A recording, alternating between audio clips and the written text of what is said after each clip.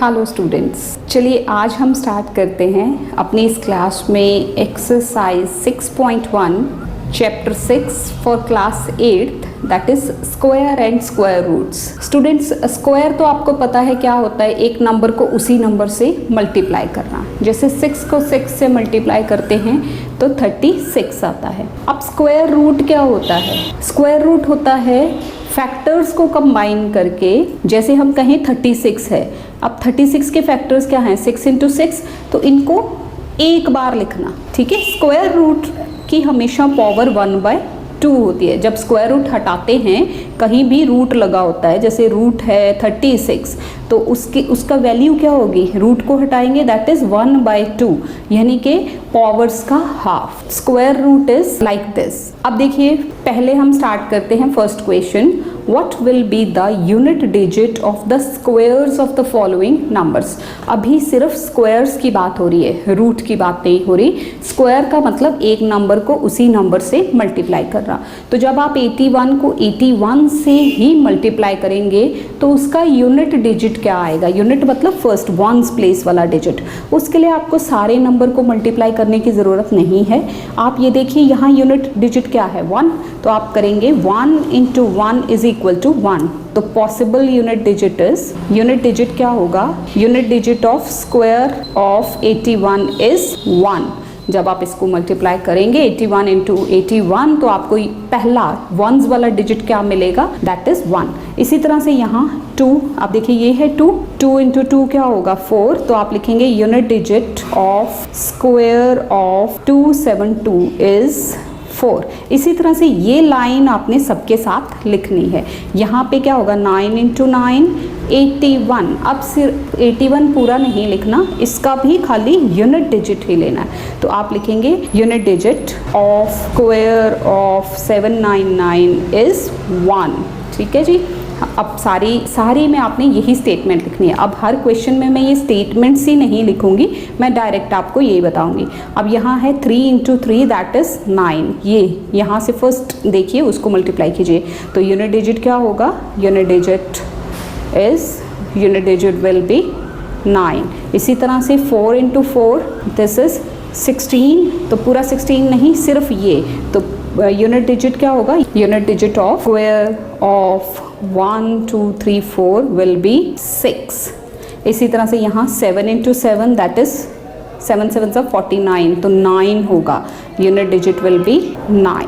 Next is ये 8 है, 8 into 8 64, तो यूनिट डिजिट क्या हो जाएगा? 4। Unit digit will B 4। Likewise यहाँ क्या है? 0, तो 0 इंटू 0 इज इक्वल टू 0, तो यूनिट डिजिट क्या होगा?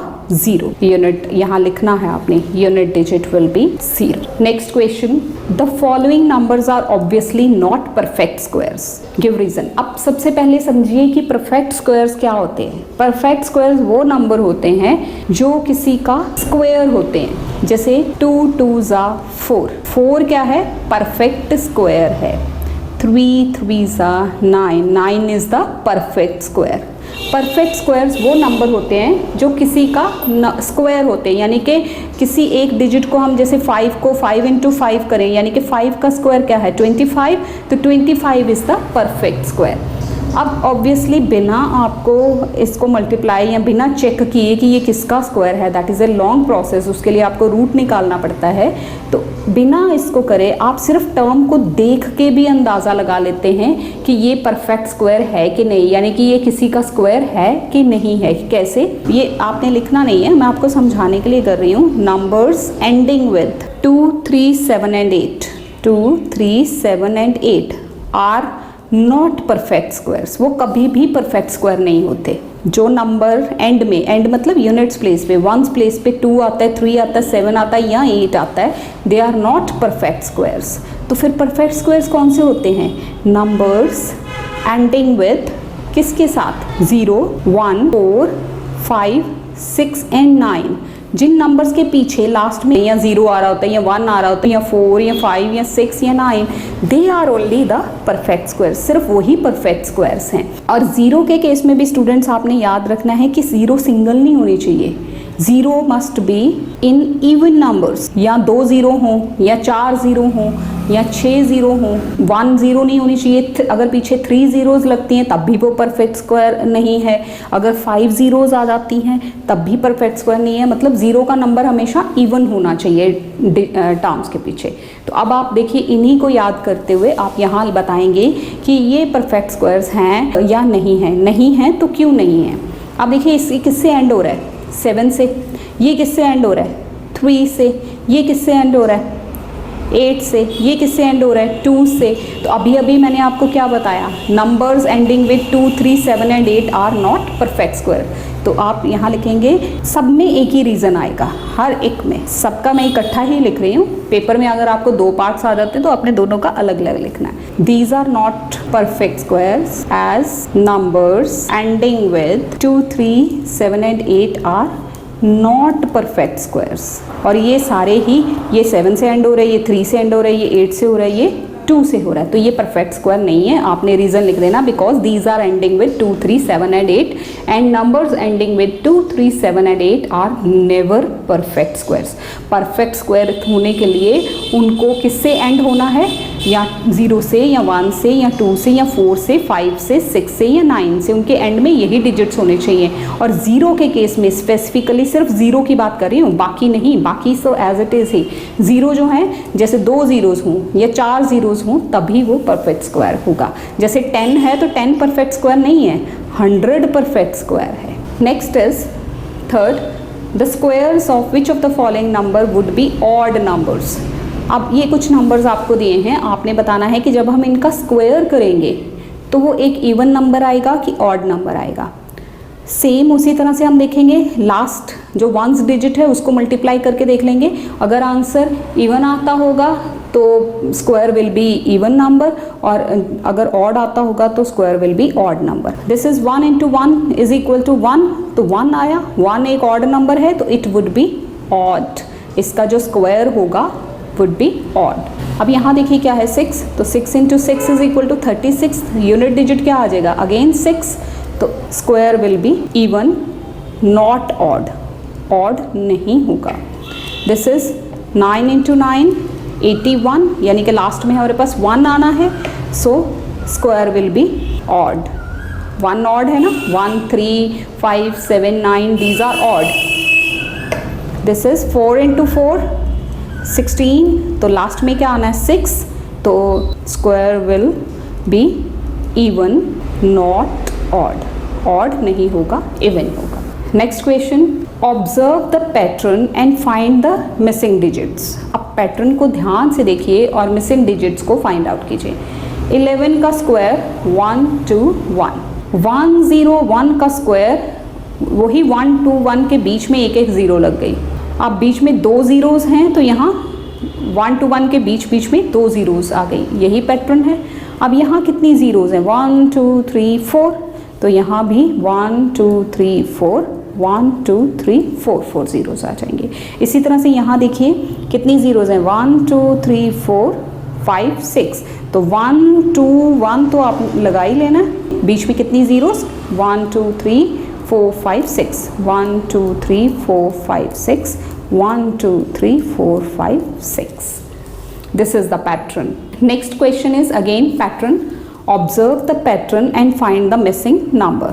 11 का स्क्वायर 1 to 1, 101 का स्क्वायर दैट इज 10201। अब यहाँ 101, अब फिर से 01, तो ये 1 के नंबर के अकॉर्डिंग जा रहा है। देखिए 1 कितने हैं, 1, 2, 3, तो ये 3 तक जाके फिर बैक नंबर्स आ रहे हैं। देखिए कैसे, 1, 2, 3, यहाँ पे 3 1s हैं, तो 1, 0, 2, 0, 3 तक जाके फिर वो बैक काउंटिंग शुरू होगी, 0, 2, 0, 1। इसी तरह से अब आप यहाँ पे देखिए कितने 1s हैं, 1, 2, 3, 4, तो आप क्या करेंगे, 1, 0, 2, 0, 3, 0, 4, क्योंकि 4 1 थे तो 4 तक जाके अब इसको बैक ले आइए, 0, 3, 0, 2, 0, 1। सेम वे यहाँ देखिए 1, 0, 2, 0, 3, 0, 4, 0, 5, 0, ये 5 तक गए हुए हैं, फिर बैक आए हैं, तो इसका मतलब अब इधर हमने जब फिल करना होगा तो नंबर ऑफ वंस कितने लेने हैं हमें, 5, तो 1, 2, 3, 4 और 5, ये इसका स्क्वायर बनेगा। फाइन।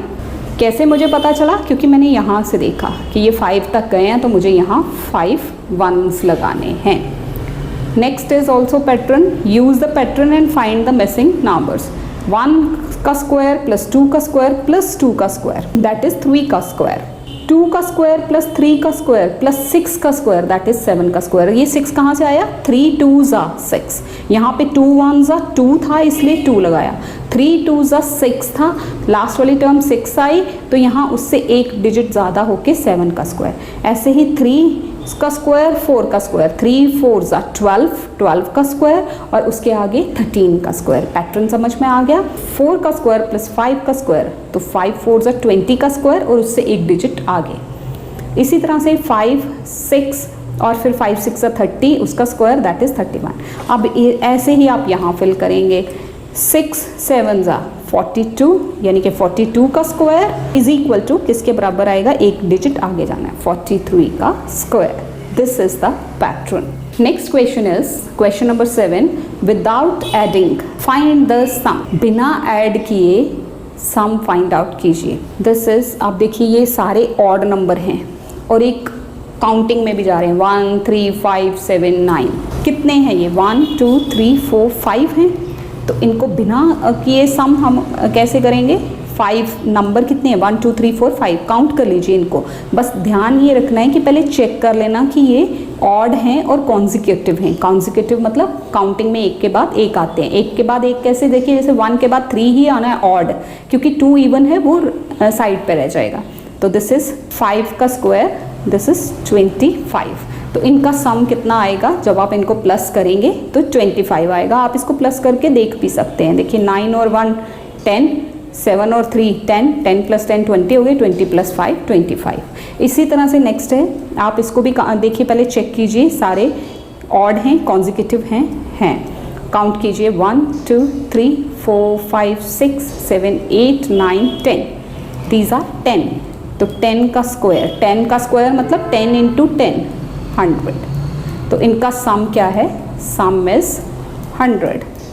यहाँ क्या था? सम इज 25। नेक्स्ट इज, इसको भी आप काउंट कीजिए 1 2 3, पहले चेक कर लीजिए सारे कॉन्जिक्यूटिव हैं, यस ऑड भी हैं। 1 2 3 4 5 6 7 8 9 10 11 12। 12 का स्क्वायर यानी कि 12 इंटू 12, 12 12s are 144। तो सम इज 144। आप इसको चेक भी कर सकते हैं प्लस करके कि 144 ही आएगा। Question number 8 is express 49 as the sum of 7 odd numbers. अब आपने 49 को 7 ऑड नंबर्स के सम में लेके जाना है कॉन्जिक्यूटिव। देखिए 49 किसका स्क्वायर है? 7 का स्क्वायर है ना, 7 7s are 49 होता है। तो मतलब मुझे 7 नंबर्स यहाँ पे ऐसे लिखने हैं, 1 3 5 7 9, 7 तक नहीं, 7 नंबर्स 1 2 3 4, अभी 5 ही हुए हैं। इसके आगे 11 और इसके आगे 13। देखिए 1 2 3 4 5 6 7। तो जब आप इनको प्लस करेंगे तो ये 49 आपको देगा भी। इसी तरह से 1 to 1 को 11 ऑड नंबर्स के 11 का स्क्वायर ही होता है, 11 इंटू 11 121। तो हमने 11 नंबर्स लिखने इसी फॉर्म के, 1 3 5 7 9 11 13 15 17 19, काउंट कर लीजिए 1 2 3 4 5 6 7 8 9 10, अभी 10 नहीं हुए, एक और 21। तो ये जो है ये सम हो गया, ये सम आपको 1 to 1 ही देगा। Question number 9, this is how many numbers lie between the squares of the following numbers. ये दो नंबर्स आपको दिए हैं, इनके स्क्वायर करेंगे जब तो उसके बीच में कितने नंबर्स आएंगे, यानी कि how many numbers lie between 12 square and 13 square. अब आप इसको पहले स्क्वायर करो देन नंबर्स कैलकुलेट करो, वो एक बहुत लंबा मेथड है। आपने क्या देखना है कि पहले जो आपको दो नंबर्स दिए हैं वो कॉन्जिक्यूटिव हैं, चेक कीजिए कॉन्जिक्यूटिव हैं 12 और 13, काउंटिंग में साथ साथ आते हैं ना, कॉन्जिक्यूटिव का मतलब यही होता है। इसमें अब आपको अगर बताना है कि इनके स्क्वायर्स के बीच में कितने नंबर्स आएंगे, यानी कि अगर मैं लॉन्ग मेथड से जाऊं तो क्या होगा, ये बहुत लंबा हो जाएगा, हम ऐसा नहीं करते। 12 का स्क्वायर 144, 13 का 169, फिर अब इनके बीच में आप काउंट करो कि कितने नंबर्स हैं। तो उससे एक मेथड क्या है, बहुत सिंपल वे है, आप इसमें से पहले कॉन्जिक्यूटिव होने चाहिए, ये जैसे 6, 7, 9, 10 ऐसे होना चाहिए। तो उसमें जो स्मॉलेस्ट नंबर है ना, जो स्मॉलेस्ट, उसको 2 से मल्टीप्लाई कर दीजिए। 12 2 ज़ा 24, तो 24 नंबर्स ही होंगे इनके बीच में। आप चेक कर लीजिए, ये आप 144 को भी छोड़ दीजिए और 169 को भी नहीं काउंट करना। 145 से लेके 168 तक सारे नंबर्स गिन लीजिए, वो 24 ही होंगे। तो there are 24 numbers between square of 12 and 13। Squares of 12 and 13 करेंगे तो 24 नंबर्स उनके बीच में आएंगे। Numbers are again consecutive. देखिए 25, 26, तो क्या करना है, smallest number 2 into 25 that is 50। तो आप लिखेंगे 50 numbers lie between the squares of 25 and 26। Same way 99 and 100, देखिए कॉन्जिक्यूटिव नंबर्स हैं ये, तो 2 into 99, 9 2 ज़ा 18, 9 2 ज़ा 18 and 119, 198। तो 198 numbers lie between the squares of 99 and 100. You can check it also. So this is all about exercise 6.1 students. I hope you have got it. It's quite simple, but any question, any query related to this, you can ask in the comment box. Thank you so much. Thank you very much for watching this video. ਇਹ ਦੋ videos ਮੈਂ ਤੁਹਾਡੇ ਲਈ ਹੋਰ select ਕੀਤੀਆਂ, ਉਮੀਦ ਹੈ ਤੁਹਾਨੂੰ ਇਹ ਵੀ ਪਸੰਦ ਆਣਗੀਆਂ। ਨਾਲ ਹੀ ਤੁਹਾਡੇ ਨਾਲ ਸੰਬੰਧਿਤ ਇਹ ਪਲੇਲਿਸਟ ਵੀ ਮੈਂ ਅਟੈਚ ਕਰ ਦਿੱਤੀ ਹੈ। ਉਮੀਦ ਹੈ ਤੁਹਾਨੂੰ ਮੇਰੇ ਵੱਲੋਂ ਕੀਤੀਆਂ ਜਾਣ ਵਾਲੀਆਂ ਇਹ ਐਫਰਟਸ ਜ਼ਰੂਰ ਪਸੰਦ ਆ ਰਹੀਆਂ ਹੋਣਗੀਆਂ। ਚੈਨਲ ਨੂੰ ਸਬਸਕ੍ਰਾਈਬ ਜ਼ਰੂਰ ਕਰੋਗੇ। Thank you very much. ਮਿਲਦੇ ਹਾਂ ਅਗਲੀ ਵੀਡੀਓ ਵਿੱਚ।